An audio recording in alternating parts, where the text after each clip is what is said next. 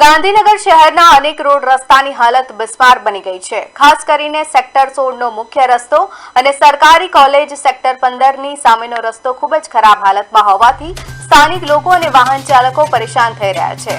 કોલેજની સામેનો રસ્તો ખરાબ હોવાના કારણે વિદ્યાર્થીઓને અકસ્માતનો ભય રહે છે। આ રસ્તો છેલ્લા 6 મહિનાથી એક જ હાલતમાં છે અને રોડનું કામ અધૂરું મુકાયું હોવાનો આક્ષેપ સ્થાનિક લોકો કરી રહ્યા છે।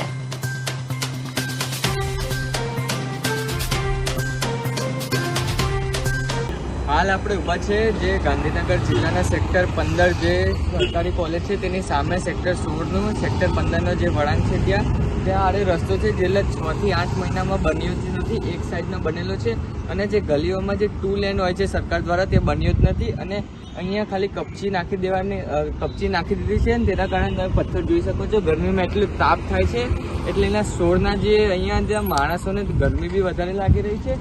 અને હું મારા કેમેરામેનને કહીશ કે આ રહ્યું થોડુંક નથી કે આપણે જવા જઈએ 100 મીટર કરતાં બી વધારે છે અને તે વળાંક છે ત્યાંથી શરૂ થાય છે અને અહીંયા જે રસ્તો પતે છે ત્યાં સુધી શરૂ છે અને વચ્ચે એવું છે કે આ રહ્યું એક સાઈડનું જે તે બંને મતલબ જે લેફ્ટ સાઈડ જાય છે અને રાઈટ સાઈડથી આવે છે તે બંને યુઝ કરે છે અને સાથે સાથે જે અહીંનું આગળ બી છે તે આની કરતાં બી આગળ આવી ગયું છે। ધીમે ધીમે મોટા વાહનો અહીંથી નીકળતા હોય છે તેની કારણે। શ્લોક ચૌહાણ, પાટનગર નેટવર્ક ન્યૂઝ, ગાંધીનગર।